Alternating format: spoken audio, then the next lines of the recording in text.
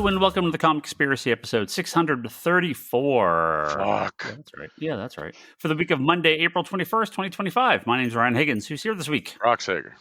Kevin. And very special guest. Oh, hey, Jimmy. I'm back. Hi, Jimmy. Hi, Jimmy Rivera from the Social Forum Podcast, That is a I. DDT Wrestling Podcast on YouTube. Thank Got you, it. sir. Love the plugs. Here for the plugs. Yeah, I get to plug up front this time. How are you? Doing well, man. Doing well. Jimmy, you're one of those weirdos Ryan was talking about a couple weeks ago about who podcasts on YouTube and who would possibly watch it. Enlighten the lad while you're here. It's become a trend. So yeah, we expanded our podcast network. We added a wrestling podcast. So it's the DDT Wrestling Podcast, and it's Daddy DDT? Really? Yeah. Well, it stands for something. So it's like I know. A pesticide. Daddy daughter time. I think it's actually it's a father and his daughter who just went off to college that are huge freaks into wrestling. And so they started doing like I guess like Zoom chats, and they found the easy way to do it was to kind of record it and then put it up on YouTube. So that's the way it works.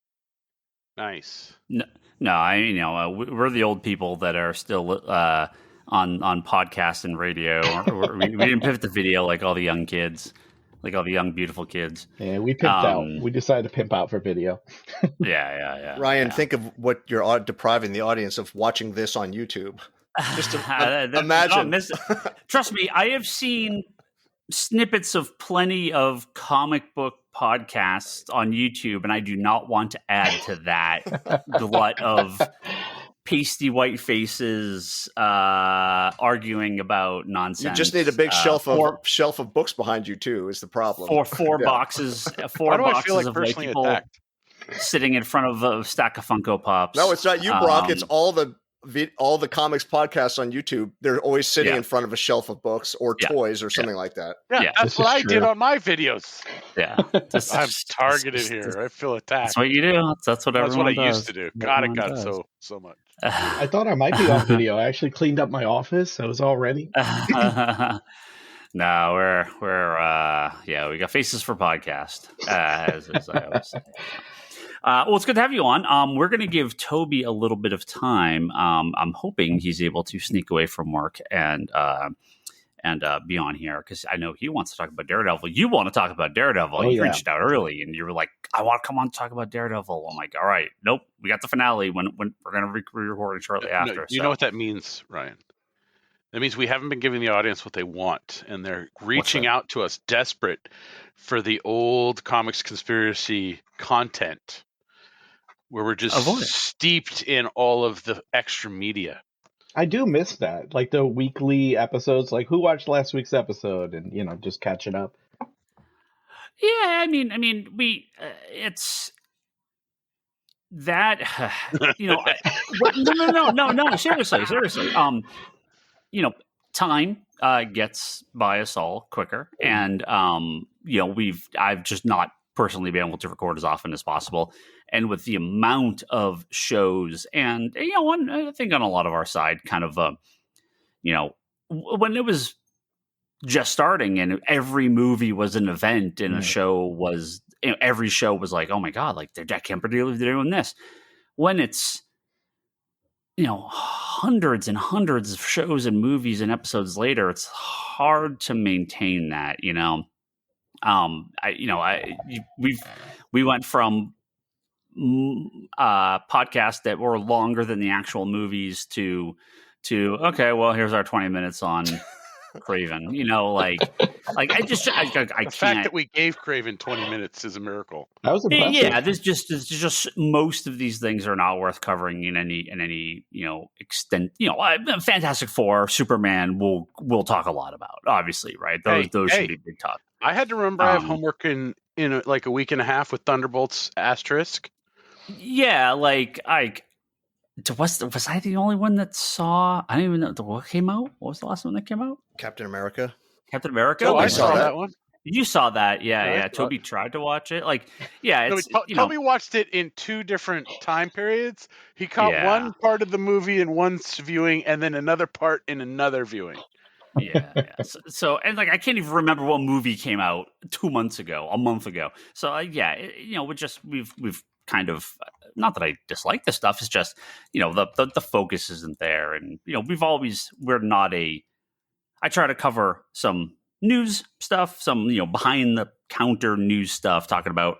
I have a little bit of that to talk about today. We don't really do like in-depth reviews of the comics, but occasionally we'll do that, and then same with for sure. If it's something that's worth talking about. I mean, Marvel has to step it up, but we have to read a Marvel comic in order to be able to talk about it. I'm currently reading 2. Hey, that's impressive. I'm reading comics that were published post 2020, post the pandemic. Yeah, that's an accurate statement. I can definitely tell you that I've read comic books that were published post pandemic shutdown. So I won't tell you how before how close to that it was, but anyway, we've definitely pivoted far away from covering every episode at length, just because I think a lot of them haven't seen it, or I think the interest level has been pretty minimal, at least from our side. So. I think it was just that when the streaming services were going, we need to have content, and everyone's like, okay, give us some content. They like vomited up so much content that people were like, okay. Well, before we started recording, Jimmy was like, oh yeah, all the celebration stuff. And I'm like, I know there's a movie. They announced some movie, and I think there's I'm sure there's new shows. I haven't paid attention for Star Wars. They just announced a ton of new stuff. Yeah. I'm not making fun of people that are excited for it. I haven't looked. I was like, okay, well, I have like 7 Star Wars things I still haven't seen yet. So this just gets added to the big queue of Star Wars stuff I'll watch. Like I'll watch Andor. Like Andor is this week, right? It's tomorrow or tonight? No, tomorrow. Tomorrow. Yeah.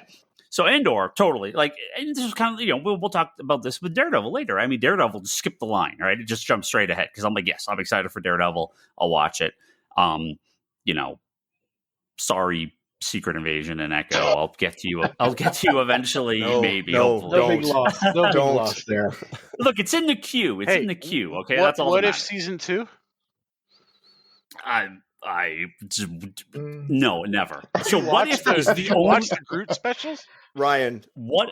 Those don't really count. Those weren't bad, actually. I have a question for you, Ryan, and then make your point. Yeah. Imagine the headline is San Jose man found dead on couch with Marvel's Secret Invasion playing. Watched everything. Yes. Marvel's Secret Invasion playing in progress when body was found. Would you want that to be the headline? Skip it and move on with your life. Come on. See, if it's in the queue, if I put it in the queue, then at least it's there. There's an intent. Whether I get to it or not is another question. Okay. But it's in the queue. I have a lot of stuff in the queue. If you've ever listened to me in the time we've known each other, if you've ever listened to me on anything, that show is like having a sewage truck backed up into your driveway and have the contents be dumped into your home. Yeah. That one hurt. That one was very good, unfortunately. It's unforgivable, Jimmy. It's just like I want my money back and I didn't even pay for it. I wanted to like it. I mean, Mendelsohn's in there, and it's just, I don't know. It was Kiss of Death was that girl from Game of Thrones. She kills everything. Yeah, I just. There was a Secret Invasion show. Yeah. Well, this happens with comics too, right? I mean, I have the conversation with customers all the time of like, catching up on books and, do I have to read every crossover? Oh, I kind of fell off because there was too much. I'm like, yeah, just read what you want. And that's me right now. One World Under Doom. I'm just reading the main book. Yeah. Nothing else. Well, if the main, it's the thing with comics and shows, right? I think it's the same problem, right? If the main book isn't a good enough story, if you have to read all the crossovers to find out parts, if a show can't or a movie can't stand on its own, that's a problem, right? And this is a problem that comics and now comic movies and shows have had for a while. The comics have had this problem for a long time, but now the movies and shows are getting to that point. There's stuff in Daredevil, and again, we're going to talk about Daredevil later, but keeps coming up. There's stuff in Daredevil that is better if you have seen the series, the original show, and all of the original show, or just the first 2 seasons. No, all of it. Okay. And there are characters that show up that are from other things that you might not know what they are, but it does a pretty good job of filling you in with what you need to know. Anyway, we'll talk more about that in a little bit. I did want to likely the finale of Diamond Comics has happened this past week, and we had a big conversation in the last few podcasts about Diamond Comics and their distribution, or lack thereof, or lack thereof, yeah, and who knows what's going to happen with. Oh, sorry. Hold on one second. My dog wants to get out. Hold on. You guys talk for a second. R.I.P. Diamond, R.I.P. previews. I think that's what I'm going to wind up. I'm just waiting for the last one so I can send it off to CGC. There you go. Get that bad boy, So they were still putting those out. I didn't even realize that. I haven't been into a comic book store in order to get like weekly books in a long time. I haven't filled out a previews in a bit. So I actually get a copy of it just to kind of for myself to kind of go over what's coming out. But also to be like, oh, I want to order this.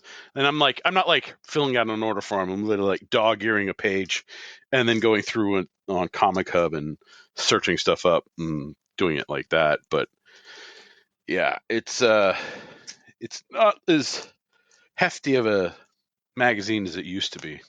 Used to be a thing. It was like Sears catalog style. Yeah. Right? It's still pretty big, but it is 90% relists and toys that you can't order anymore and all sorts of garbage. It's kind of worthless now. So every previews we wonder, is this the last previews? And then one more kind of ekes its way out. Yeah. But so we were covering the Diamond bankruptcy case and their sale to Alliance Entertainment, and then their no association with the other alliance. Right, and then they're pull away from that to Universal and blah blah blah. And our question was, how does that work? You're bankrupt. You were sold at auction, and the company bought you, and now you're saying no. Is that how that works? Well, that's not how that works, because Diamond has been ordered to drop its sale to Universal, and has now officially been. Well, they got there's lots of steps that still need to go through, but the bid from Alliance Entertainment has been officially accepted, and their lawsuit against Diamond over not being chosen as the purchaser has been closed. So, we're now in. I don't know where we go from here, but Diamond Comics is no more, surely, and Alliance Entertainment is now the owner. What that means, we don't know. We'll find out. I mean, Alliance, everything we know, the stuff we do know, Alliance Entertainment seems to be a physical media, $20 and up sort of, physical goods seller. They've made statements that they are not interested in cheap comics. They're not interested in things like Free Comic Book Day. Oh, damn. Now, of course, who knows what this means in the long run, but these are just comments that people there have made publicly. So I would assume Diamond will continue to function as a distribution arm for their toys and merch and potentially graphic novels. Diamond's been they've been again, I don't know anyone that's ordering this stuff, but they have been offering things like records and model kits and all sorts of stuff that they never really offered before. So they've been offering shot up. Yeah, different material over the last couple of years already. So this might be a way to just they're paying this money to basically just have all our accounts, to then sell stuff too. We'll see. We'll see what happens. But I think the days of Diamond Comics distributing comic books is pretty much over. We've noticed that with their boxes. They don't say Diamond on them anymore. Yeah, right. Exactly. Yep. No, recent boxes coming from them aren't branded anymore, so they're likely just running on, just give us the boxes and don't. Yeah. Exactly. Yep. Just as cheap as possible, and then still as of this most recent catalog, Dynamite Entertainment and Zenescope still seem to be kind of like the two holdouts that haven't been able to move on from Diamond. That are still exclusive. Just, I think we talked last podcast. Distillery moved to Penguin Random House. We did. Alien Books moved to IDW. They're like doing like a co-distribution deal with IDW. So that means Valiant, which is part of Alien Books, is now But Alien and Penguin Titan Random are House. together now? I don't think so. No, Titan's its own thing. No, there was a company that was doing Alien and IDW. IDW, that was it. That was it, yeah. Yeah, that's what I just said. That's Yeah, right. no, Titan is doing its own thing, and Titan moved to Lunar. Most other companies are with Lunar. So, this is the new heavy metal launch is going through massive. I'm trying to think of like other bigger like Western that Rob single Liefeld issue. Youngblood book. Oh, that's their image. I mean, that's his own thing. Like, yeah, they're not doing anything else there. Make sure you pre-order that, people. You demand it from your local comic shop store. Spoiler alert: no one did. So, yeah. All right, Kevin. I'm very glad you're on because you're our resident. You're our resident art expert here on the podcast. No Lane today, so it's you. Tell me all about various people being mad about the price of it. Well, see when I hear people on the internet are mad, all I ever see are the replies of people that are not mad. Right. So like I never actually see the people that are mad about these things Because you right? block those certain terms. Maybe I do. So there is a controversy over the asking price for a recent piece of artwork put up. That would be the Frank Quitely cover for the All-Star Superman Absolute. I believe it's for the Absolute, right? Yeah. It was one of the covers for a collection. Yeah. It was a new piece of artwork that he did for the All-Star Superman collected edition. Likely the last piece of original art he'll do specifically for All-Star Superman. Until the next asking last price one. is asking price directly from, and this was from Quitely's rep, right? Yeah. Was a cool $50K. So First problem. $50,000 for a Frank Quitely Cover. Cover. Like actual cover art. Yeah. 50,000.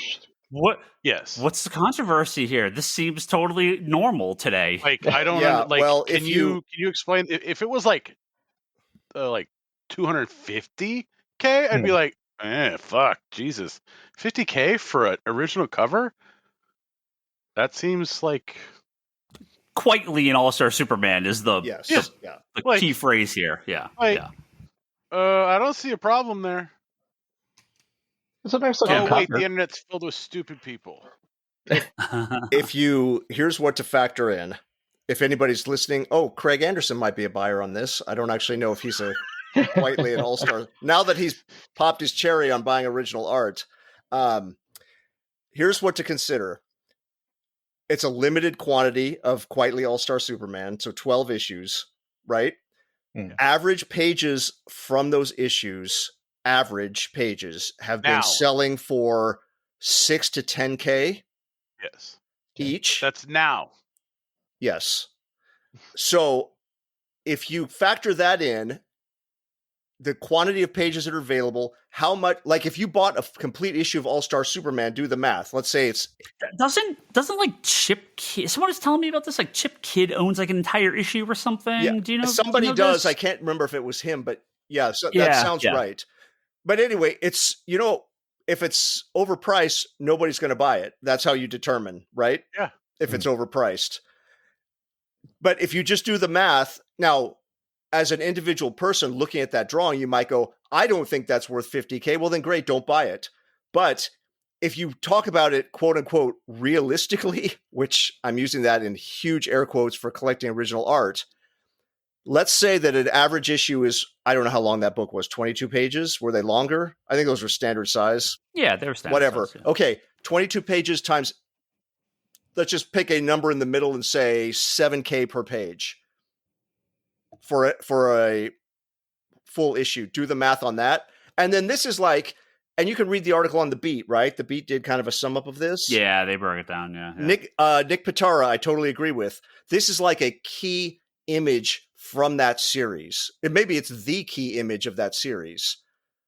That drawing of him in the not him from number 1. This is for those who haven't seen it. He's flying, right? It's not him sitting on the cloud. He's very, very Jesus-like pose. It's the key image of that book. I agree with Nick, and I don't think it's overpriced in the context of Frank Whiteley All-Star Superman art. We could debate, is it overpriced in the context of original comic art that is of the 21st century and not from like the Golden or Silver Age? That's a separate topic. Well, checking the website, it does not say sold, but it says on hold. So somebody's paying it off. So that means $50,000 apparently was not too expensive. That's right. Yeah. So yeah, on hold means either you need time payments or you're working to put some stuff together to sell off to offset the cost of this. Yeah. So I'm sure. And this was last week, and I'm sure it didn't last long. I'm sure. Yeah, the amount of times pages go up for this is very rare, and this being a cover of a new piece of art, this is, very, not surprising. If anybody thought that would be sitting on the site a month from now and marked down to $45K, you're hallucinating. I'm going to wait till it gets to Ollie's or Ross. And I'll pick it up. Why don't you swoop in? And just offer him 5? Just see if you get. Just say, I'll be the standby buyer if you don't get any other bites. Final offer. Yeah. But put it like this, Ryan. Frank Whiteley today, if you get a Frank Whiteley commission, which you can get, it shows that he goes to like Lake Como. It is basically a torso shot in pencil for $1,500. Yeah. Okay. Do the math. This is a published cover of his signature series. We could argue that, but yep. I think it's perfectly Kevin, fair. you also forgot to factor in when you did the All-Star Superman page breakdown in the issue, you forgot the covers themselves on those books. Yeah. So not only is it like $150,000, you're looking at the cover tacking on even more on that.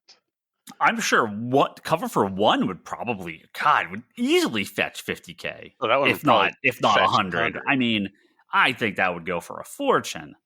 The cover number 1 be sitting on the clouds. I think that would be crazy expensive if that had the market. Yeah. Do you think the criticisms? This is not all. What's that? I was just going to say, do you think criticisms is because of the simplicity of the cover? Like, it's just a figure, it doesn't take up the entire page, that kind of thing. I'm sure that's true for some people are looking at it as like, oh, it just looks like a quickie, like a Superman drawing without much like quote unquote going on. If you compare it to the 1 through 12 covers, right? Those have much more, either more characters or something's happening. But you're talking, simple does not mean easy. Simple does not mean worse. All right. Yeah. It's art's very subjective, obviously. And, hey, I know what at least one person paid for a page of All-Star Superman. I can't say for anyone else, but I know what one person paid, and it was significsignificantly less than $50,000. Yep.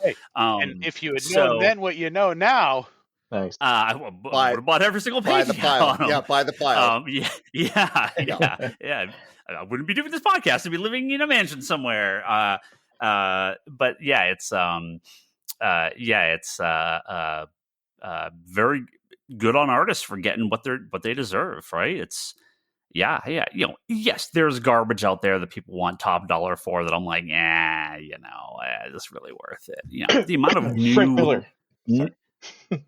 Well, he's a name. There was a comparison too, right? I think the Beat article had a good comparison to the covers for what was it? It was Dark Knight. Was it issue 3? Yeah, that's Pitara is making the argument. It's like All-Star being the Dark Knight of Superman. Right. And that's it is that grizzled shot of old Batman, all hunched down. It is larger on the page, but it is really not any different than that Superman image. It's their kind of traditional core art style. It's it's older, so that makes it Better little Frank different, Miller. but what'd that go for? 250? Holy crap. 200K, 250K, something like that. Oh yeah, that's like- right. Yeah, I don't even remember now. Yeah, it went for something. I pulled up the article here. I'm trying to see. So for almost almost 500K. Oh, Wow. Yes. So Yeah. so 10 times what Quietly's went for. So yeah, like come on. Well, and the argument Let's- will be that's Dark Knight. That's from the 80s. That's da da da da da. It's when Frank Miller was good. Right.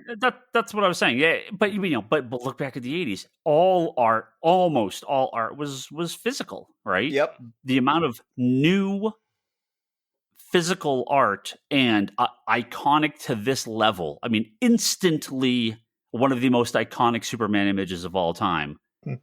It's arguably the best Superman comic ever made by arguably one of the best comic artists ever, of one of the most important characters ever, and it's a so the price, they could have been 100,000 and they probably would have had offers. And I bet you, name your price. I bet you could get rid of 75% of the complaints, and people don't even know what they're talking about really, but let's just humor it for a second. If this had gone to Heritage and sold for 50K, people will go, holy shit, that was a strong price. Yeah. But because they put a price tag on it of that, somehow it's looked at as more greedy. But guess what? I don't know. Somebody bought it, so it's not overpriced. It wasn't enough. Yeah. Well, I remember when Jim Lee started doing his commissions, right? Jim Lee does not need to do commissions.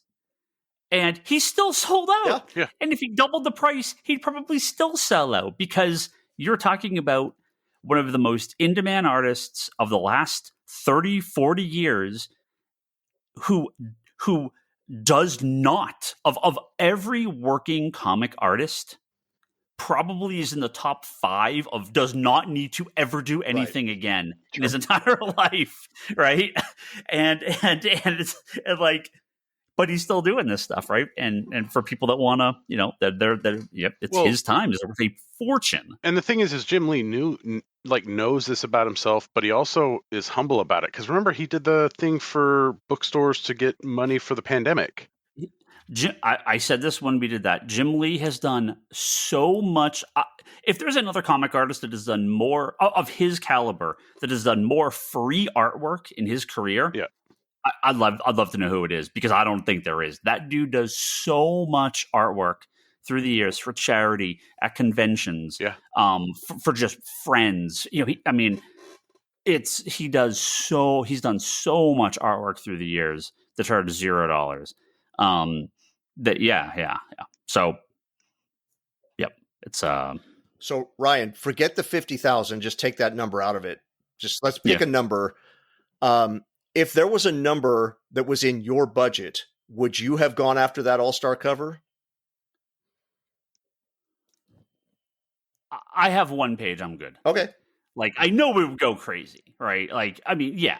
I mean, if a page, like today, I don't even look at original art. It's just not. I just don't even bother. I mean, I've looked occasionally and made offers, and there have been. I've bought like one piece of original art fairly recently, in the last 10 years, and it was like, that's actually a really. I must have talked about this, right? I brought that Brian Hitch page, the final page of the Dark the Dark Crisis, and I'm like, this is like a huge ass page, and it's the spread of the Justice Society. I'm like, this is awesome, and this is really cheap. Is this right? Like, I thought it was not the right price. So like that, if this went up for like $2,000, I'd be like, yeah, well, here's my credit card. Like, I don't even, sure, of course, because I know it's worth a fortune more. But yeah, no, I wouldn't even look, because I'm like, cool, someone's going to pay up the ass for this, and it's well deserved. So, and hopefully Quietly gets a good payday. So, yeah. Original art's one of one, right? It's the only one, and especially when it's a miniseries. Or whatever you call 12 issues. Is that still a mini? Yeah. That used to be a mini back in the day. Yeah, maxi series. Yeah. No, right? Maxi's when it's over 12. Limited series? Yeah. Series. Is that Lane that joined us? Lane. Hello, Lane. How are you? thought Toby might be on at some point. Has not shown up yet. We got a couple more things to talk about. Then we're going to talk about Daredevil with Jimmy Rivera here. You never finished Daredevil, huh? Did you start it? Wait. Yeah. Did you start Daredevil at all? No, the current show. Okay. We're gonna spoil stuff. You good? You care? Okay. Well, let me get to the couple of these things, and we'll talk Daredevil here. Couple trailers for some comic book related stuff came out. We'll talk about this one first. Sandman, 2-part final season on Netflix. Got its trailer. I didn't even watch it. Are we going? You already said we're not doing our weekly viewing again. It's just cursed. Like, in honor of Jimmy, you don't want to watch it with me every week. I'd be down. So painful. Right. So, Gaiman was in the news again today for horrible stuff. So I'm just kind of Really? Yeah. I wish I didn't know that. He's suing one of. I just said I wish I didn't know that. And then you start telling what the details are for breaking NDA.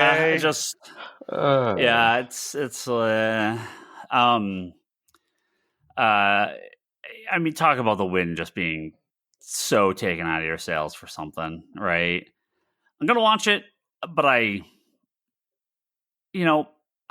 hope it's good for the actors, for myself, because I don't want to waste my time on something that's terrible. I'm so frustrated. Okay, let's stop. I won't even mention Neil Gaiman again, because it's just take it, because that's such the elephant in the room. Like, let's ignore that for the moment. Okay, I understand that he's the reason why this is getting wrapped up and everything like that. So you can't ignore that, right? But I cannot get over the continued. Do you know where I'm going with this? I was just going to praise them for being able to squeeze this many episodes out of non-Morpheus content. Like, I think they deserve praise, not condemnation. Well, let's see what the show actually looks like. We're like, no, this is Morpheus' story. Yes, we get it, but like, you basically did like a quarter or like a fifth of the story, and it's all Morpheus' story. I mean, yeah, of course, I guess you could cut whatever, but just the claims that no, there's not that much more to tell in his story. We'll wrap this up in a season. No, this was always the plan. It's just such a blatant fucking lie. It's just such a blatant lie. Bullshit. Bullshit. Because they had to have been working on this for quite some time before the Gaiman allegation stuff came out. So, like, they're just going to wrap it up in an episode, right? I mean, I'm assuming they get halfway through, and then they're like, and it's over. How many episodes? This is 2 seasons or 2 parts? It's like 2 halves. What is it, like 7 and 7 or something, right? Or 6 and 6? Yeah, it's like 2.5 seasons. Does it say here? I can't. Because wasn't the first one like 8 with a couple extras? It had the specials. Yeah. I don't remember what the breakdown is, but yeah, it's. Oh, here we go. 6 and 5, so 11 total. Oh my god, that's even worse. Oh, yeah. So you could do 2 episodes for the Season of Mists, 2 episodes for the Kindly Ones. Yeah. I wanted a fucking feature-length Midsummer's Night Dream movie, okay? Like, they're not even going to do it. Right. They're just skipping entirely because it's not important. And you're not going to do Ramadan. No. Oh, no, Ramadan? Fuck. No. Well, I guess you could. I guess you could. No, August? It'll be half an episode. Like it's just, like... I'm just so... Remember when this was in production and they screamed, "We're going to make it a movie. We can shove all this in a movie." And every person that had ever read Sandman was like, "No, the fuck you can't. It needs to be a TV show." This had been the problem for years, right? I mean, they had said, "No, we passed on all this stuff because it just couldn't adapt properly, and this was the one." And now it's like, "Oh, we're going to shut down 2 seasons." Like, hey. So I think the second it was on Netflix, I knew it was cursed. And again, that monkey's paw, Kevin. We keep going back, like we have doomed ourselves to this world that we live in. I'm still, Ryan, I'm going to start the countdown now. After we get Sandman out of the way, I'm going to start the New Year's countdown on Miracle Man, The Dark Age, coming from Marvel. It's back on the pole, baby. Yeah. It came off and it's back on. Yeah. The trailer, I don't know if you guys saw the trailer. It looks fine. Like it again, I don't know if they cheaped out or if it's they just like, well, we see the writing on the wall, we're just gonna fucking just shit this out as fast as possible. Looks a little CW in the trailer, but we'll see what it looks like on the screen. Because I already had my problem with the original airing of season 1, where they had like that weird like squished format. Do you guys remember this? Yes, the squish format. Yeah, like Jimmy, do you remember this? You remember about this? I did notice it upon like the first viewing of maybe the first couple episodes, but I feel like, did it disappear? Did it get back to normal you after got that? used to it. I think you just got used to it. We're finally in the dream state and got used to it. Yeah. Like the trailer didn't look like that, so I wonder if they didn't do that for this season. But like I didn't like study the trailer, but I'm like, this looks a little cheaper. But I kind of expected that because I think they spent so much money in that first season. But yeah, July 3rd is the first half, and then July 24th is the second half. So what are you gonna do? I mean, I'll watch it eventually. Move on to the next thing. Netflix is like the only streaming service I have, so yeah, I'll watch them. I mean, when Andor's done, I'll probably buy 1 month over the summer of Disney Plus. Yeah, and watch Daredevil and Andor and something else. There's no and. Just stop. Just stop there. Yeah.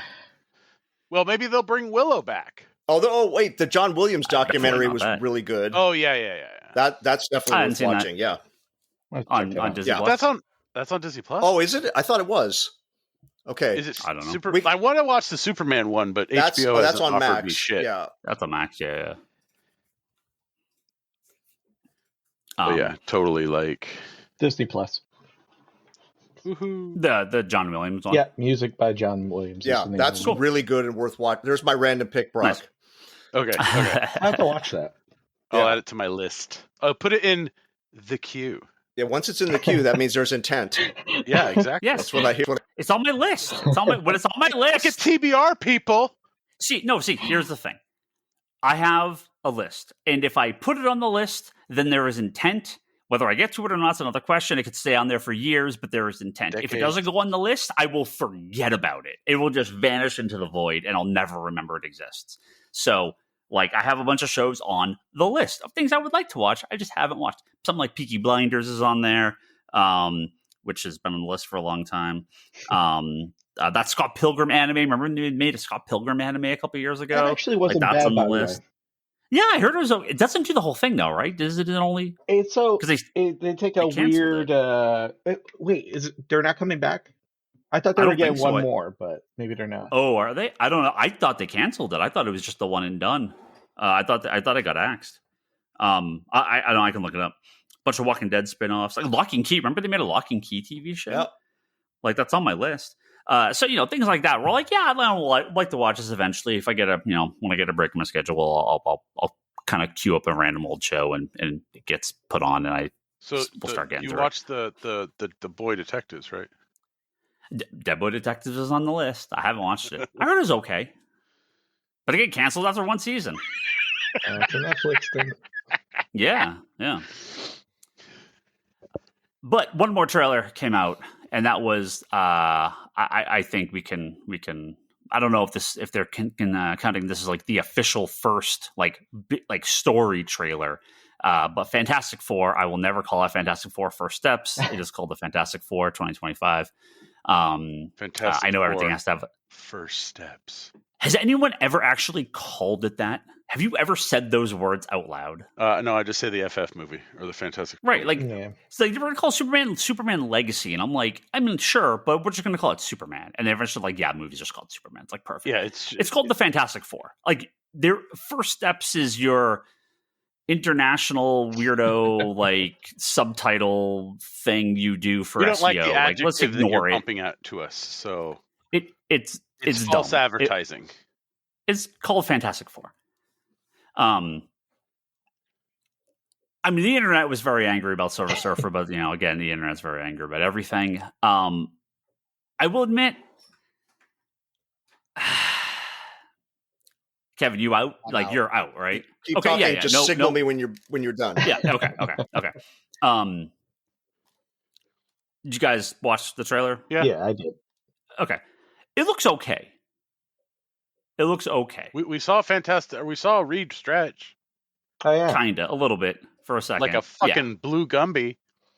Yeah, that's Reed Richards. I know, but I was like, is that Gumby?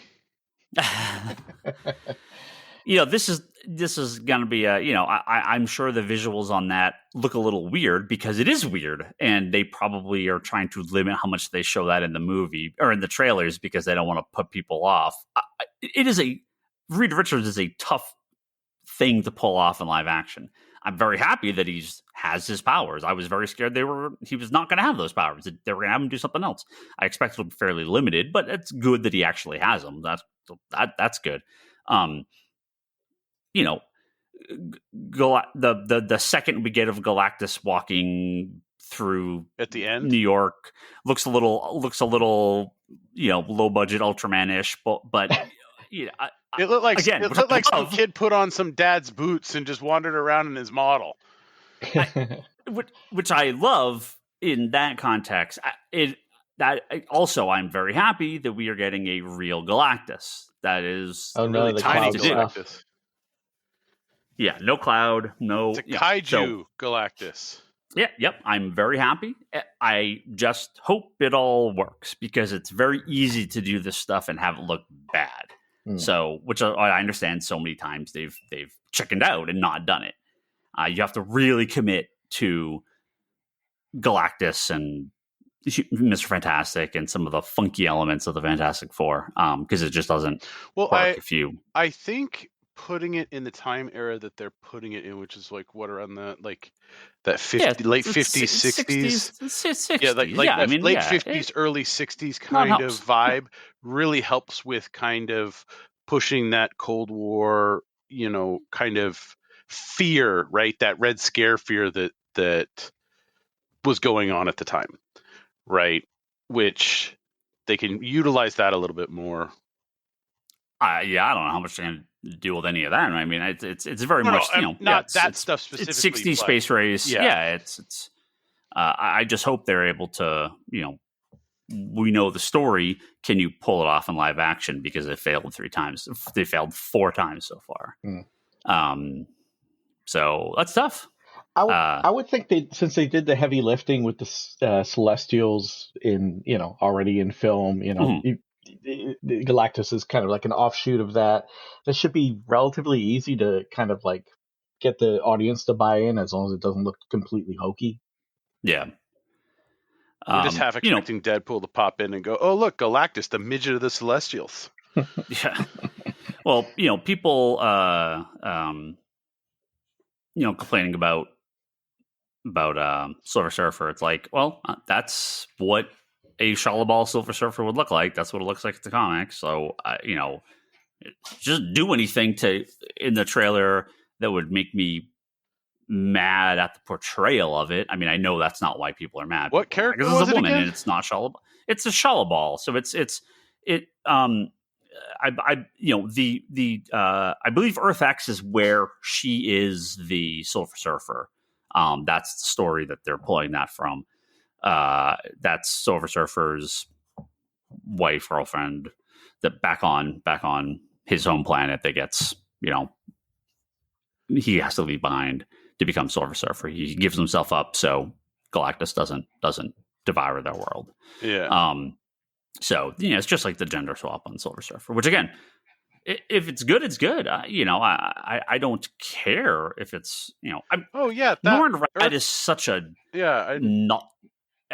Silver Surfer is a cool idea and character, but like Norrin Radd himself isn't like this defining this. Well, actually, I will pull Kevin in for this because I want to get his take on this. No trailer spoilers anymore, Kevin. But Shalabal versus Norrin Rad. I want your take on this. I mean, my feeling is that Norrin Rad is like, Silver Surfer, the character, is cool, but Norrin Rad is not this like defining,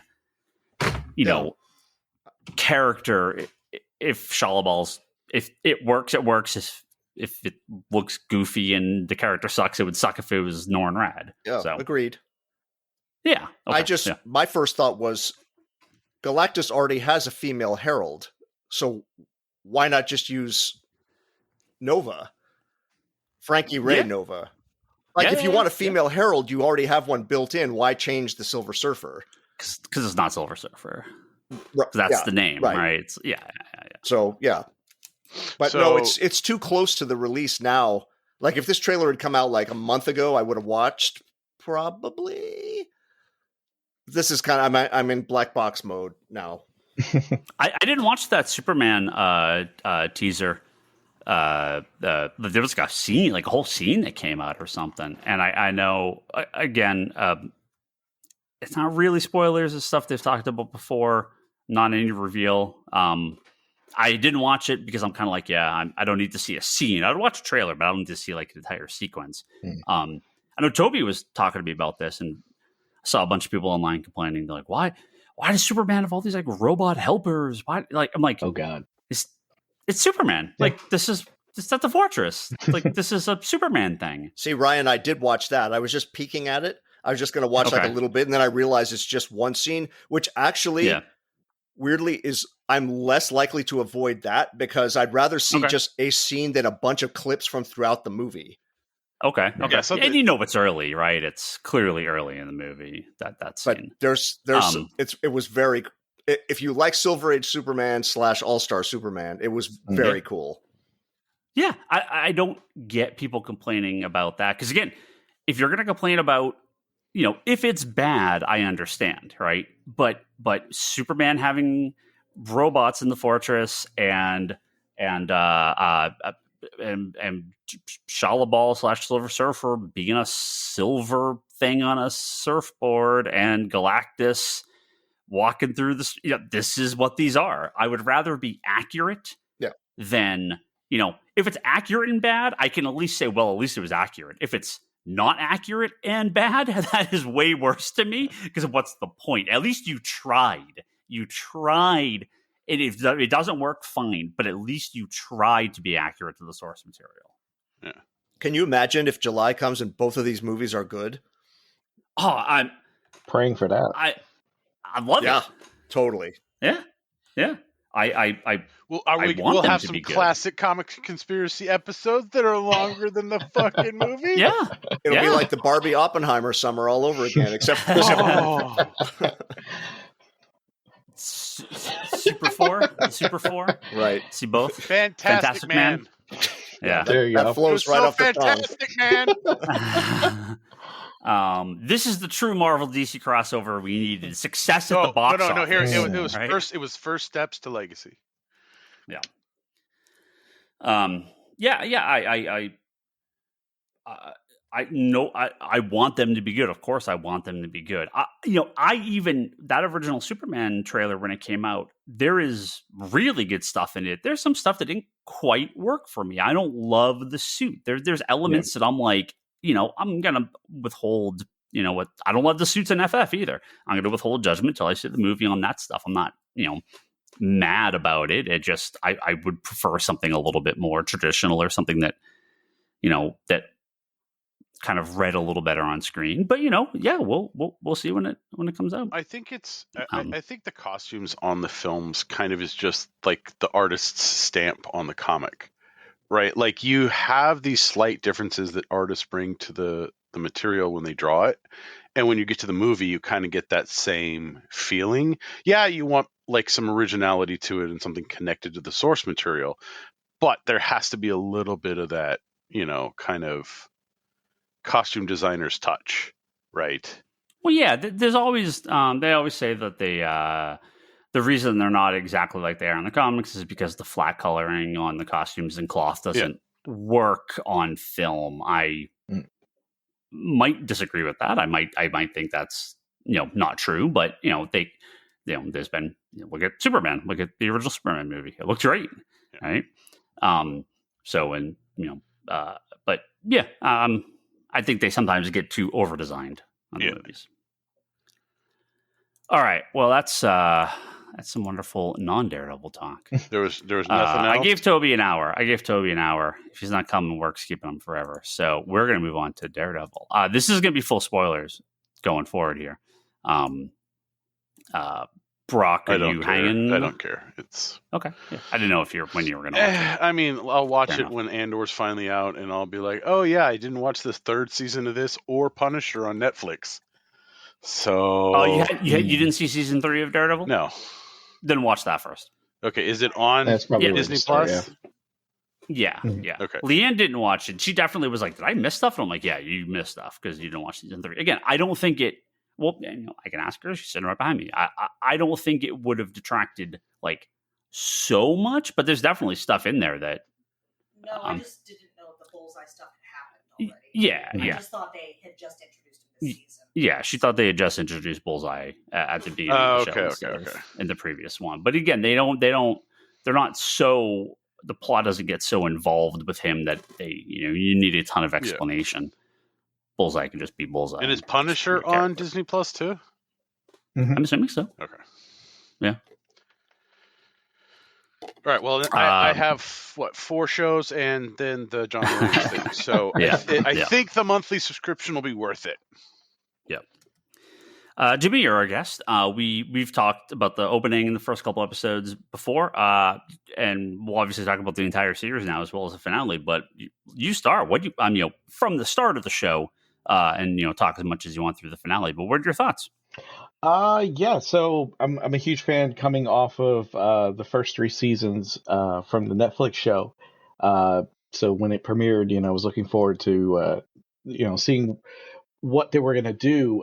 The only thing was there was a lot of baggage coming in, hearing about like the show going into pre-production and actual production, and then winding up switching gears and then switching things to I guess be more in line with the Netflix show. That was the only issue coming into it. Like you could see kind of like the seams of where they kind of stitch things together. But episode 1 especially, I think like does a really good job of like kind of reintroducing the cast, getting you the fights that you need, to kind of ring back to the Netflix show and kind of put the character where he needs to be for the rest of the show. My only issue was, the decisions made, or were the decisions made, like, did I want Foggy to be in the rest of the show? Yes. I mean, I wanted the whole cast there. So kind of losing him early on was kind of like a bit of a shock, but it accomplished what it was supposed to do, right? It's supposed to shock you and to shock the character, shock Matt, and kind of give him his little Catholic guilt for the rest of the series. Right. So the first episode kind of like feels like some things were switched around and has more of a feel of the Netflix show. And the second episode kind of does as well. That's the episode with White Tiger. But then I found like just like kind of in general, like in the middle, it gets a little muddy. Gets a little. It kind of feels like the root of the show that they were trying to produce, where had like an inconsistent tone, and just wasn't as strong as it was to start off, and then how it ended. Episodes 8 and 9 that are fully made by the new production crew. Those feel like kind of more cohesive and tighter and more in line with the first episode. But overall, I loved it. I mean, I was a big fan of it. It's not perfect, but I think overall what they give you, which is 9 episodes, which is a short season, it's enough to get me to say, hey, it's back. it feels about right, and I'm looking forward to next season. 9's long for a Disney Plus show, unfortunately, right? They're usually 6. Sure. But the old Netflix length of what was it, like 12, 13 episodes, where they felt sometimes a little bloated, but at the same time, I actually liked the old length because it kind of felt like a comic book to some extent, because you had time to explore, little side stories that would kind of like give you character moments and things that would kind of like little seeds heading into the rest of the season. Well, you've heard me complain about this on here. My frustration with some of the a lot of the shows. It's they forget that they're TV shows and not movies, and so 13 episodes, even 6 episodes. If you're making like a movie, it doesn't really work. You have to have the pace of a TV show where you have to have a beginning, middle, and end and a plot for that episode. And I think some shows have done a better job with it. The Netflix ones seem to me they just didn't have enough story. They dragged on just too long.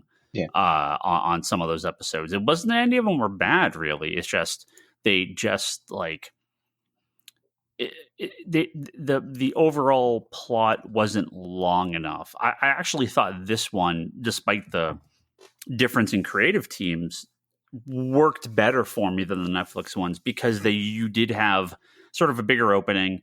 You had like a kind of a 2-parter ending, but then you had a standalone. Like, I actually like that standalone bank episode. That felt like that was a fun episode. Is it great television that's going to win every award? No, but it was like, I like this. This was a fun episode.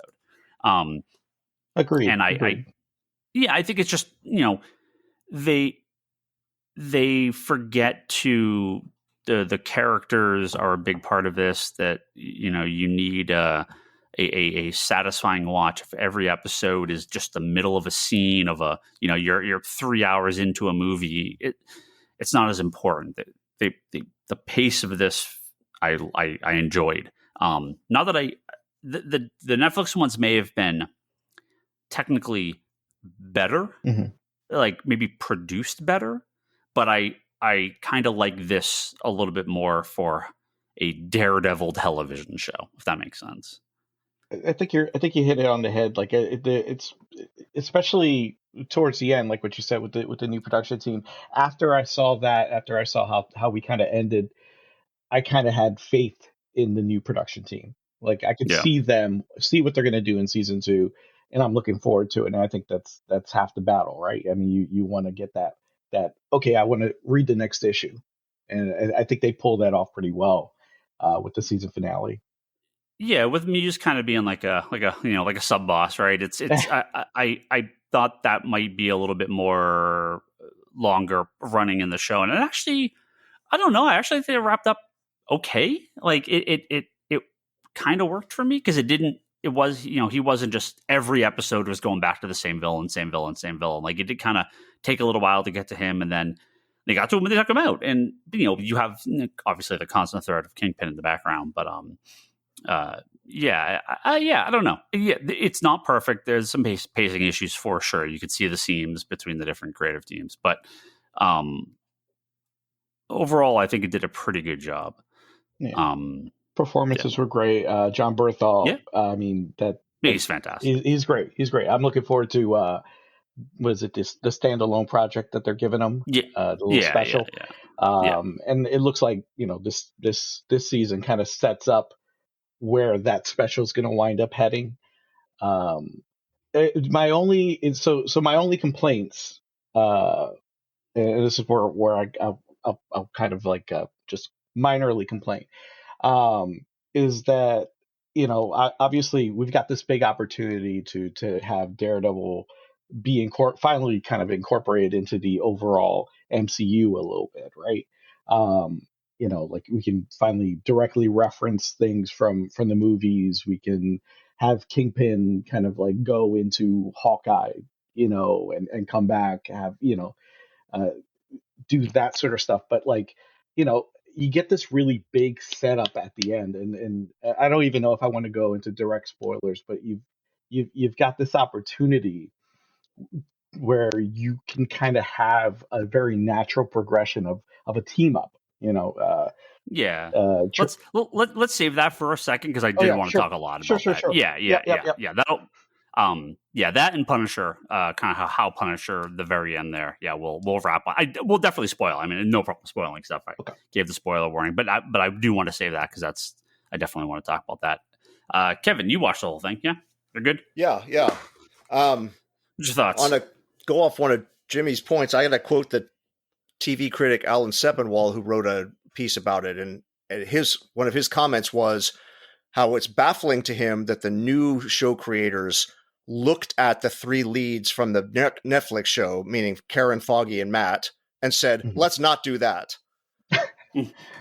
Because the chemistry with those three actors was so much fun to watch, and I agree. And just this I don't think the original showrunners, not the new showrunners, because they were off the show entirely, right? They weren't on the show, right? But the fact that those three were not brought back as a team, because if you look at now, having seen the whole thing, man, those new characters are dull. And I'm talking about the Matt allies, not everybody in the show. Yeah, dull. Because look how much more fun and lively it gets when Karen comes back. Than it has been at any point since the first episode. And I just think you could have still made the same point and had Foggy not as an active part of the show, but not removed from the continuity entirely. Yeah, I think you could have had Foggy in a coma, like could have flashbacks with him or something, right? Anything. Yeah. And then the other part I wasn't crazy about was I know this is not an adaptation of Born Again, but it's similar in the sense of like it's Matt not being Daredevil for a long time and then coming back as Daredevil. And in the comic, he comes back to take on Nuke at the end. Mm-hmm. And this is kind of like, and then he just puts the costume back on. Like, oh, well, he's got the new girl, but like, right. I think in this, right, you have the new girlfriend who, obviously Karen's gone and but I expected she's not going to last, right? Because she's already kind of like she is clearly not on Daredevil's side on this, right? So I think some of this was set up before them. They were not on the show at all. Yeah. So I expect Karen will be back. We'll talk about Foggy later, but I expect she'll be in the second season. But I'm okay with her being just not kind of like a main character. I'm okay with that too, but it's just the substitutes for those characters in the Matt circle just were not anywhere close to as interesting or fun or the on-screen chemistry as they had in the first one.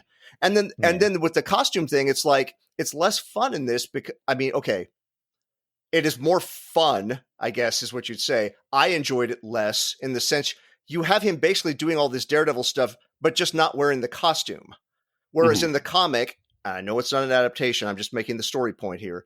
In the comic, he's very specifically not doing any of that. He's basically living as a hobo until he comes back and sees that the world needs Daredevil. I just find that more interesting as the hero's journey type of story. Well, I think with the, again, with the, you could obviously write it and it'd be a totally different story, but the, giving him, he didn't want to fight the cops. He didn't want to start doing this stuff. He was kind of like, I'm in a position where I'm going to get killed if I don't. I have to do something to protect myself. So I was okay with that. Yeah, coming back for Muse is sort of whatever, but I think that was just a character to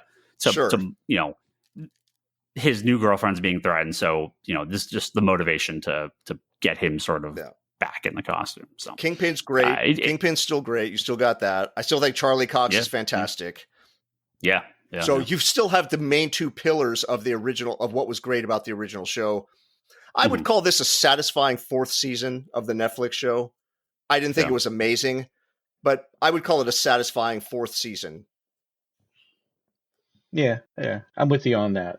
It showed more potential to continue forward than, being the most standout of the seasons that we've had so far. Well, with Punisher specifically, I kind of chuckled at the very end in that post-credit scene when he gets free, because I'm like, at first I was like, what the hell? So in the scene, right, he he like basically convinces the guard to come over, and he's like, fucking, like, why would anyone go over? But it does make sense, right? That the whole point there is they're all like cops that love Punisher, and even after he's killed half of that. yeah. And, it is kind of silly, yes. But I'm like, oh, okay, that's whatever. It's okay. Like, Punisher's a charming guy, I guess. But I like that Marvel was willing to actually have that conversation on the show of, this happened in the comics plenty of times, but the comics seem terrified of using the Punisher in anything right now. Whereas, with all the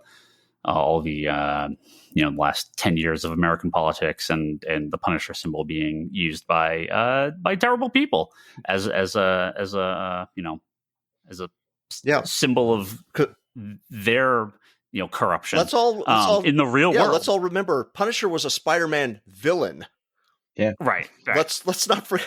Like, yeah. I like that.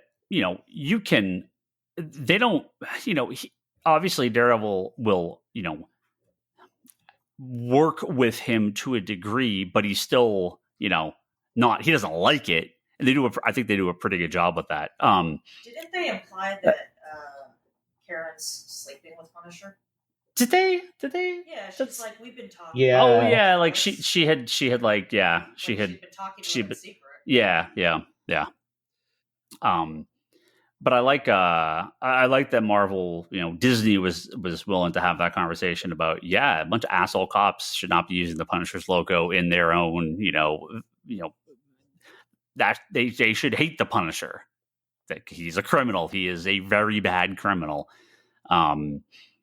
So yeah, it's hopefully the comics can get back to that, because I find with everything they've done with the Punisher has been ridiculous in recent years. With that post-credit scene, not the scene specifically, but more like the Kingpin's basement. Unfortunately, takes me back to Kang's fortress in Quantum Mania. Like, why do you have these prison cells for people you would just eliminate? Like, why would you possibly keep any of them as prisoners? Like, even by comic book logic, it makes no sense. Kevin sounds like Scott Evil. He's like, let's just get a gun and just shoot him in the head. Like, why would you build something with a prison in it? Well, we did get the whole story where he's like, no, it's not, he doesn't want to kill them. He wants to torture them. Yeah. Right. That's what he was doing to his wife's boy toy. So, Punisher. Yeah. You probably want to incapacitate him as quick as possible. Like, who were the other people? I mean, the swordsman was in there, right? Do we know who those other people were? I haven't looked. One of them was one of the rich people, like the husband. There was a husband and wife, and I think in like the third episode, the wife says something really nasty to Kingpin, saying that you could never be one of us. Yeah, okay. And then he makes her husband disappear, and her husband is one of the ones in the cages.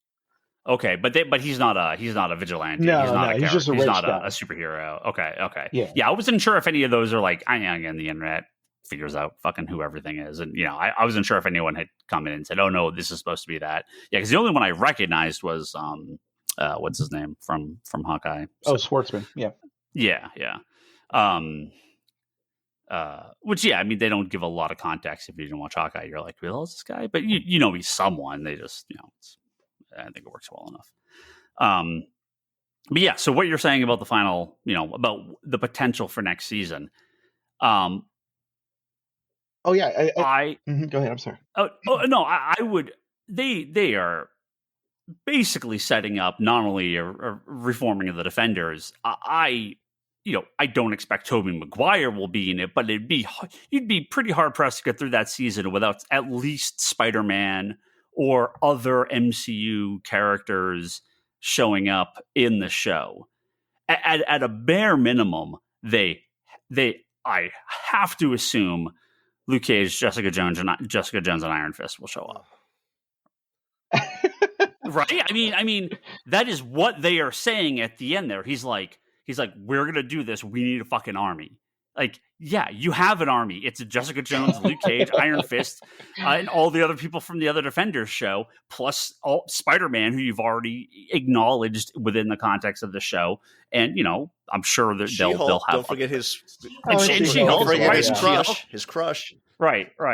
I don't necessarily need another season of Daredevil to just be a nonstop MCU cameo fest, but if that is the plan, at least there is a plot in place that makes sense, because Kingpin's plan, like in the comics, affects way more than just a Daredevil. This would affect all the Avengers or anyone still, currently active, right? And any of the, I don't know that he's going to say much to Iron Man, but this would affect any of the street level guys. So, and that's the thing. It's like at the end, kind of sets that up. It's like, okay, I need an army, and he walks into a room, and all we get is like, oh, here's Cherry, the cop, and the bartender, and Josie, and it's like, oh, okay, yeah, we got this.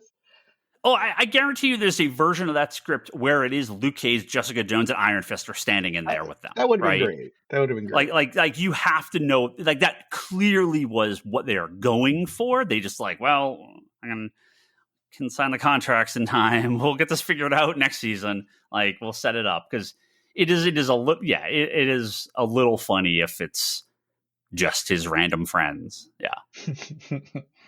I mean, I could go for that. The only issue is, I mean, this is where being a geek and a fan winds up being a detriment. You start looking into everything, and then you find out, like, oh wait, Kingpin can't appear in like a Spider-Man movie because unless they want it to happen, you know what I mean? Right. Same goes with Spider-Man. You would think, he'd be able to make like even a 5-minute appearance would be great or whatever, but apparently that's tied up with TV rights. Yeah, I mean, they could, there's ways to have, non-costume, he could be in costume, if they get it figured out. You don't even have to have the actual actors on screen or anything like that, right? It's just, some voiceover or something. Maybe we could broker, if you can't get Spider-Man, maybe Sony would loan out Kraven to join the team. More Jared Leto comes walking on screen. Yeah, put together Daredevil assembles the Sinister Six. There you go. Finally, all of the threads come together. It's Morbin time. Yeah. This is why the stuff from comics doesn't always work when they translate it over, because there's potentially 12 Daredevil stories a calendar year, plus extra if you have crossovers and miniseries, and Daredevil can appear in any number of books he wants, that Marvel wants him to. So there's potential for dozens of stories involving this character. With a TV show, you don't have that. So they can very quickly pivot and change, and you can have, Magneto destroy New York in an X-Men comic, and you just say, well, this takes place between this and that, and you just kind of move on. It doesn't really work too much in the movies, the Celestials being kind of like, you figure the other movies would acknowledge this, right? And it took years and multiple projects before it's brought up, because it's just comics and movies don't work on the same. This doesn't work. They're not the same medium. So when they have these big changes, yes, Wilson Fisk is now mayor of New York, and he's going to criminalize, all these superheroes. Well, that has long-reaching effects across any other Marvel thing you do until that's resolved in Daredevil. So I can't imagine the Avengers movie is going to touch on this. I can't imagine the FF movie. Obviously that's a different dimension. The Spider-Man movie, unlikely to acknowledge it. So, it's okay when it's in its own little universe, but when you have this big connected thing, it's a lot harder to do. If it's a comic, you're like, yeah, Kingpin's mayor, just write it into the book. It's fine. You figure out your way around it. It's a lot harder when you now have to have, Vincent D'Onofrio and multiple other projects. Right. So they set themselves up for a potentially really cool story if they can pull it off within one season of Daredevil with the amount of, I think, crossovers and cameos that you would expect in this type of story. It would be weird if Spider-Man just like randomly showed up in this show. Like it wouldn't have really worked. This to me worked as a Daredevil show, but what you have set up basically requires at least the rest of the Defenders to come over from Netflix, if not other MCU characters. My fear is the same as my fear of the Superman movie. Excuse me, what's it? Superman Legacy. I want to get that right. I don't want Daredevil. I don't want Daredevil to be a guest star in his own show. Right. And the comics thing is you're exactly right. Is like if you do it in the terms of comics, every issue of everything then is a major crossover. Because Galactus is here facing, and it's just the FF facing him. Well, call the Avengers, call Doctor Strange, call Thor. The Joker's killed 50 people in Gotham. Batman gets on the phone to the Flash. Hey, can you get over here, search the whole city, and find him? Right. And you're done. Right.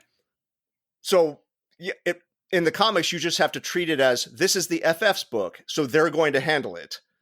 This is the Shazam, whatever. And you don't have to, obviously you're not going to stick to that strictly in live action, but I just don't want it to be like Daredevil season, I guess it'd be season 2, season 5, however you want to think of it, is actually Defenders season 2.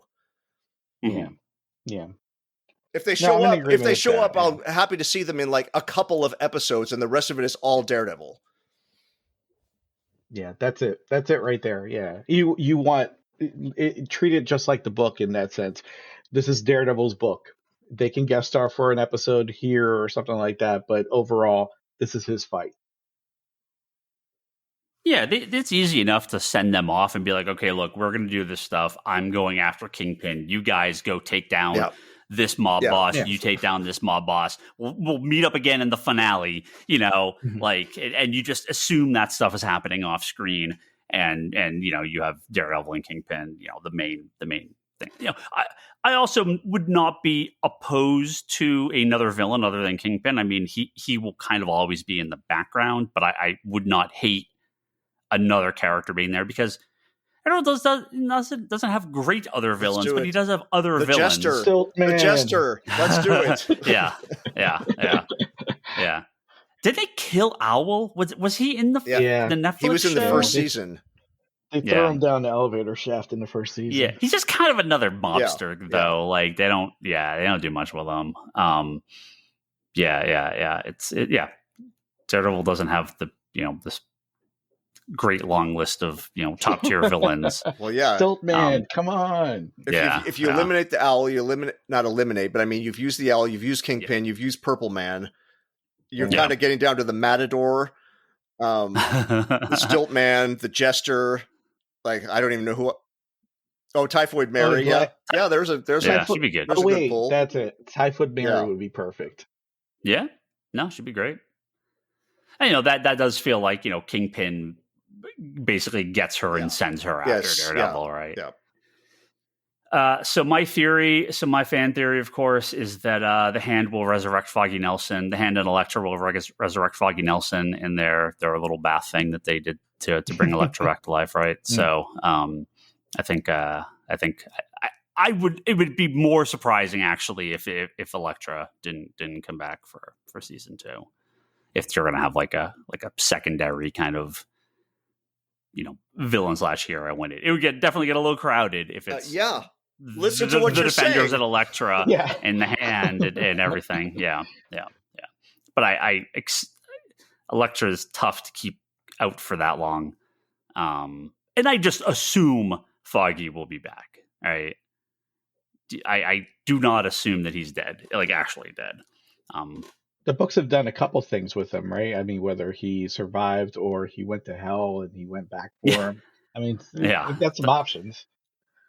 Yeah, within the show they do have the Hand that can do it, so it's already been established. But I don't know if that feels like an entire plot outside of that. Feels like a season 3 after they've figured out the Kingpin stuff, right? Like that. This would be weird to introduce a supernatural thing into the show that they're doing right now. Right, sure. Sure. But season 3 is Elektra in the Hand and bring back Foggy and blah blah blah. Plus, there was that part in the end of Senti JRJR run where Daredevil met Mephisto, the actual devil. So here we can finally close the WandaVision debate as well. Oh boy. Is he still Here we rumored go. to be in that what's the female Iron Man show that's coming out soon?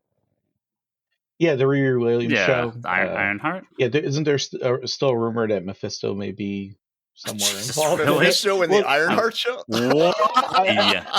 I think their primary villain is the Red. Is it called the Red Hood? What's their Marvel's version? The Hood. Yeah. Man, that show feels like it should have been like a million years ago. That show should have been out. I forgot the Hood was going to be in it. Yeah. It's got the guy from the last Transformers movie, and I forget what else he's been in, but yeah, and that's coming out soon. I think that's like in another month. It's after Andor. Yeah. I'm not sure if I'm looking forward to it, but I'm sure it'll be dumped one day. It'll be dumped Tuesday night at midnight, and no one will remember it's out. Well, but Brock will watch it on his 1 month. Yeah. Add something else. Add it. It's one more day. Oh yeah. He's gonna be the new Spider-Man. There you go. Yeah. Why would Mephisto possibly be in the Ironheart show? Isn't that cool? It's like you just understand. reach in a bucket of villain names and just pull out. This is who's facing Ironheart, no matter who we pull out. I think because the Hood has doesn't he have mystical powers? Yeah, but that seems such a bizarre. Yeah, that's gonna be a. I've heard all sorts of weird things. Like they had cast Sacha Baron Cohen as as Mephisto. I think he's actually in the credits for that Ironheart show, but no one's confirmed who he is. I'm like literally breaking Higgins' heart as we go along. It's like this is breaking. No, because Jimmy, you assume that he cares about Ironheart. This is he's bulletproof right now. Yeah, I care as much now as I cared at any point in this show's release. Yeah, got a point. Yeah, I Black Panther 2 feels like it came out 100 years ago, doesn't it? Like when feels did it like actually come out 2022, 3? Wasn't it Was it pre-pandemic? No, it's post 2022. Okay. Yeah. Wow. Yeah. That feels like decades ago. Yeah, it does. It Remember really when we had Namor? Namor. No, I don't. Namor. Yes. I just like it is wild like what a cultural impact that first movie had and how the second movie just like vanished into the void. Yeah. Like it never happened. It's so weird. So weird. There's parts of that movie that I actually like, but overall it just it's just not the same. Not the same as the first. Yeah, I mean I think that's this has been the ongoing problem with that I definitely got a couple comments about our I posed that to Jimmy. What was the question last week, Kevin? If you could. Oh yeah. So Jimmy, so just use Mephisto, use magic, use a science button, whatever you want, whatever technique you use to get here.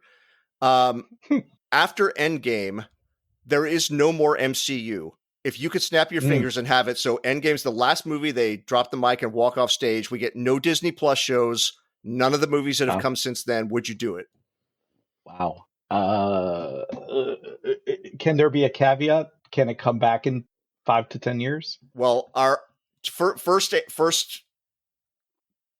do the yes/no part. Oh, I think you could probably do that. Yeah. I'd take the monkey paw on that one. Because I hit them with that, and then our follow-up was, what if Endgame was 2018? Is that right? Whatever. What if there was nothing after Endgame until this year and they announced Fantastic Four? That would have been great. Because, I mean, they're kind of indirectly doing it right now, right? They're in their own separate universe. It's almost like a fresh start. If they had gotten an opportunity to do that, if you will. First step, if you will. If one were to call the movie that, yeah. I don't get it messed up. There's some things I really enjoyed during this weird stretch. Oddly, I really liked Agatha. I thought that was good. WandaVision was good. There's some things that were decent. Guardians 3 was good. You don't get to pick and choose. It's all or nothing. Yeah. But there's so much that was like, yeah, I could have lived without it. Yeah. Right, and I think at least my point, and I think Kevin had a similar, feeling, was like none of the movies or shows were better than the best of the stuff we got before, and we would have had years of just build up and hope, and people were like, they did it, and it was so good, and instead we just like got 5 years, 6 years of kind of like, it's okay, it's okay, and it's just like, it's going to take a long time to build that excitement back up. Fantastic Four could be good, and Avengers could be good, but it's like, but you devalued the brand. Well, what else? It's We've done it's this. not special anymore, is what they've done. Right. So that's why I think it's such a, while they probably made more money doing this, obviously they made a ton of money. But they've had some flops as well. And, if the shows were successful, we'd have 5 shows a year, right? They clearly are not as successful as they want them to be, or else we would have them. We would have, 10 more movies planned instead of like the 2 we have. So, I think they're showing us exactly what, we assumed. Star Wars is an interesting example. I haven't been paying a lot of attention, but we were talking about this a little bit before for the podcast, right? It's like they have a lot of stuff that they've announced this week. They clearly have taken a bit of a break. There's been stuff regularly, but they weren't cranking stuff out like they had been for a while. But they seem to be sort of, they're back on, and maybe we'll see Marvel post the Avengers stuff kind of come fresh and start the stuff again and start putting out a bunch of movies. And, Star Wars could very easily just collapse under its own weight again. And half of it gets canceled. It doesn't come out. So, and they're being a little bit more cautious with Marvel, but I don't know. I mean, the ultimate Ryan, version. did you watch? Oh, go ahead. Go ahead, Jimmy. I can come back. Oh, so sorry. I was just gonna ask Ryan if he had caught the animated Spider-Man show that was on Disney Plus. No, that was actually good. No. Surprisingly good. Yeah. There's I have that and like My Adventures with Superman. I am not a fan at all of the style and the audience is going for is not me, which is fine. I tried the Superman one. I tried the trailer for Spider-Man, and I'm like, no, not interested. Which is fine. It's great that there's stuff for younger audiences, and I know plenty of people that love this Superman show, like adults that absolutely love it, and that's cool. It's just not the Superman I want, and the Spider-Man one kind of looks like it's in that. Oh, Toby loves that. Was it Spectacular Spider-Man or the Spectacular Spider-Man? Oh yeah, that was a good show. Yeah, I watched the. Oh, someone's on. He might be on. He might make a Toby jump on here. I watched an episode or two, and I'm like, no, I'm okay. Not enough for me. No comment, Toby. Okay. We definitely have a warrior guy. Well, if Toby wants to give us a couple of minutes on Daredevil, otherwise we'll start wrapping up. He's here. I see a Jimmy. Toby, if you're talking, we can't hear you. You're muted. Unmute yourself. He joined and he's gone away to get food or take a shit. It's not a podcast without Toby yelling at us when he's muted. And not knowing we can't hear him. Yelling at us? Yelling at me. Fucking Ryan. Yelling at me. Well, I'll wait for Toby to figure out how to use a microphone. He's going to say like 2 words and you're going to have to edit him in. Unmute. There we go.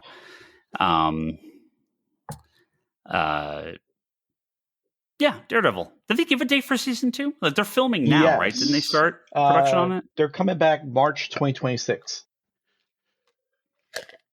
That's pretty soon. Yeah. That's cool. And you haven't seen any pictures or anything like that, right? I do know it's not a spoiler. It's just like it's something that gave me some hope. Costume. No, for season 2, No like hope. stuff that they're Hope does not exist when it comes to comic. That's the X-Men. You gotta wait for your X-Men show. Costume looks good for next season. Oh, cool. Yeah, cool. I didn't hate the costume in this. It looked. I mean, it's not traditional Daredevil, but it looked good to me. Yeah, I think you'll dig if you do stumble upon the pictures. I think you'll dig what you see. Cool. Yeah, I think like a lot of us, I would want it to be as accurate as possible. If it can't, I want it to look good on screen. There have been some rough costumes. I'm a little more forgiving of CW and Agents of S.H.I.E.L.D. and stuff like that. Obviously they're going to have the budget they have when you're premium television, movie quality. Like, there's no excuse for kind of crappy costumes. Marvel tends to be pretty good. There hasn't been. I don't think there's too many that have missed the mark.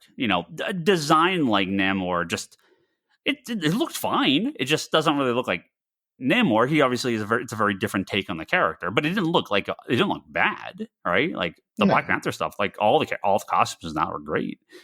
Some of them were different from the comics, but none of them look bad. None of them look cheesy. I don't think I had any real problem with the. I mean, it is weird in season 3 of Daredevil where he's in like the black costume thing, like most of the show. Yeah, he goes back to the first season one, the cloth one. Yeah, that worked from like a story point. It's not really a costume, but it was fine because Bullseye was running around in the Daredevil costume, so like it worked. Yeah, I didn't have a problem with that. But yeah, like talking about the FF costumes and Superman. Superman, it's just a little too busy. It's got a little too many of those New 52 lines, and it's baggy too, which is a little weird. Yeah, I need to see that in prolonged action. I think it'll look a lot better than Guy Gardner's hair. I'm telling you, man, they fixed it in that promo, so hopefully they go back and reshoot that scene. Sure, hair being fixed in a DC movie. Totally got faith in that shit. Fixed it in post. Okay, fixed it in post. Superman mustache. I was gonna say they took his mustache off and everything. It was horrible. The FF just looks something. I don't love the white, like the little cuffs and everything, like the sweater look. Yeah, like it's a mix of it's a mix of that style and the Future Foundation stuff, I think. And that stuff that Hickman was doing, because he had some white in his costumes. Because Hickman loves white. Yeah, it's close. I'm not. I don't love it. Don't hate it. It's just like, yeah, that is the Fantastic Four. Hey, Herbie's in it. Okay. Yeah, I love Herbie. Herbie's great. That's cool. Again, if you're going to lean into Galactus and Herbie and Guy Gardner, you do it, right? You have to do it because these are the characters. It's awesome. I want them to be as authentic as possible. You just have to, you have to, do it right. And if you're going to change it, it's got to be for the better. And it usually isn't. So they're at least, like I said, even if it's not great, at least it's accurate. And I'll take that over bad and inaccurate every day. So. Because when they've tried, what do you want? Yellow spandex? Yeah, there's a perfect case, right? Where I think Wolverine looked great in Deadpool and Wolverine, right? When they're like, we're going to give him like, it looked cool. I love the brown one. The brown one looked great in that. Yeah, yes, I understand they're not going to wear their mask. They're going to take their mask off at every opportunity. This is just, I get it.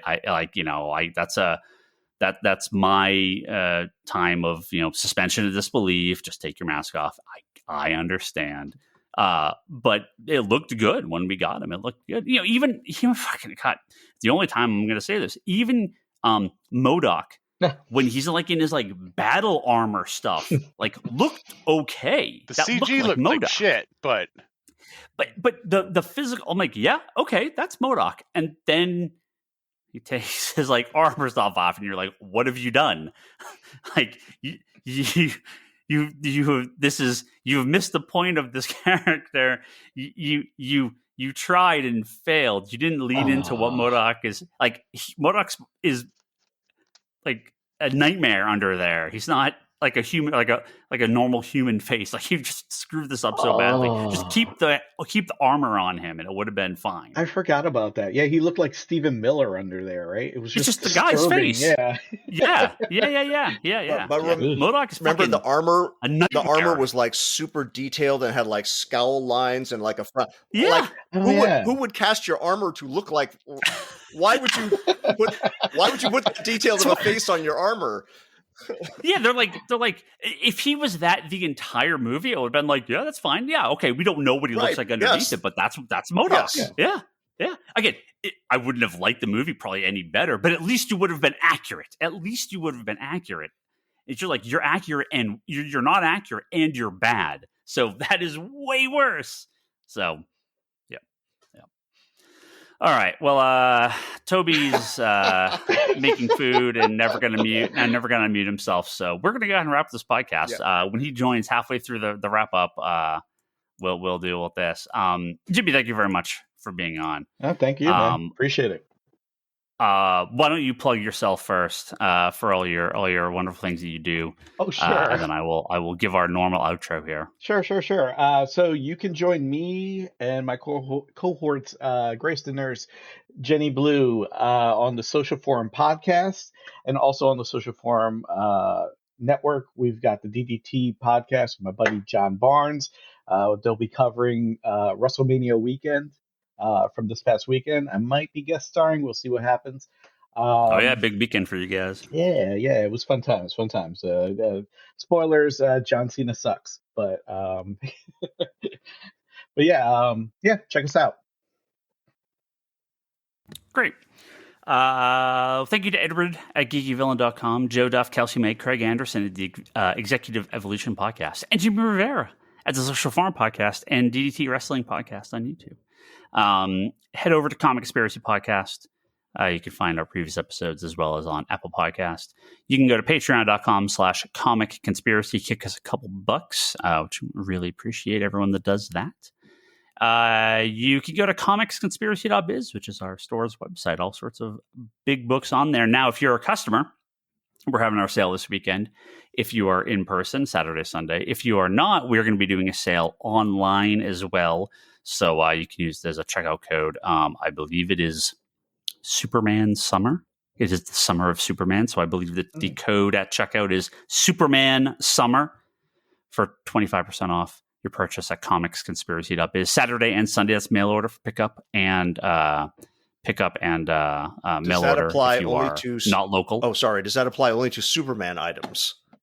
No, that is for all items. We had our Superman our Superman Day sale last week, and this weekend will be our annual April sale. So no, that's just a checkout code, but it gets you discounts off most items on the website through our sale on Saturday and Sunday. So it just doesn't apply to like new releases and stuff, but it's goes for everything else. And go to meanwhileanthology.com. You can pick up copies of our anthology book we did a couple years ago for the store's anniversary at Comics Conspiracy and other stores. Brock's website, conspiratobrock.com. Not doing anything new, but you can always check out his older work over there. Kevin's, our friend Charlie's The Wonders in the Fourth Dimension podcast. Doctor Who's back. They're talking all about the Doctor. I have not seen the new episodes yet. I got to watch that. Oh, yeah, 2 episodes out so far. Yeah. I got to... it's in the list. It's in the queue. Kevin's his interview series, no longer weekly. His series Between the Panels at fanbasepress.com.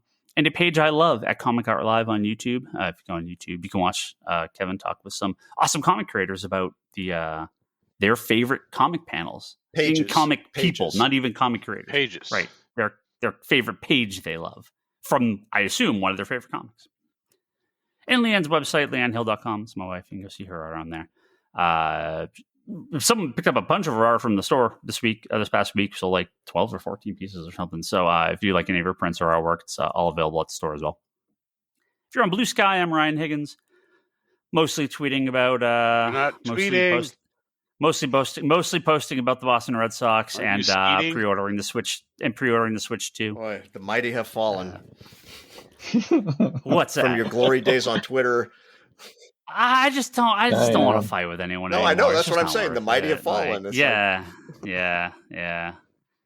Comicsgate decided to not go to Blue Sky, so I got no one to fight Well, with. no, Comicsgate tried to go to Blue Sky, but everyone just hit the block button. Thank God. Yeah, I And, guess. like- Yeah. It's so much better now. Oh God, it's so much better not having to fight with people all the time. I'm just done with it. Brock Sager, Toby's Toby XI, Kevin is at Kevin Sharp. Are you on Blue Sky? You on Twitter? You on Instagram, Jimmy? I am actually. You're on Blue Sky. Yeah. I think I'm Jimmy.Rivera at Blue Sky. Yep. Listen to Geekbox. Will be lots of Switch 2 talk, obviously, in the next few months, although probably just me and Justin ordering the Switch 2 because Ryan, Scott, and Adam are fake fans. So there you go. Yeah, 24th, right? Yes. Helpful being on the West Coast because if some stuff's going up 9 p.m. on the 23rd for us, so I got to skedaddle out of work on a Wednesday and haul ass back here, and I have like 12 pages already opened up to pre-order my Switch. Nice. My Switch 2. You're not having ChatGPT or Grox help you with that? Oh, they're gonna do it for me? Yeah, here's my credit card, Grok. Check out for me, please. Yeah. No reason that wouldn't be a problem. The next episode of the Geek Box, I'll tell you if I was able to pre-order a Switch 2 or not. Hopefully I have. And that's it. Thank you, Jimmy. Thank you for being on. Good times, man. Appreciate the support as always, and thank you everyone else for listening. Catch you next week.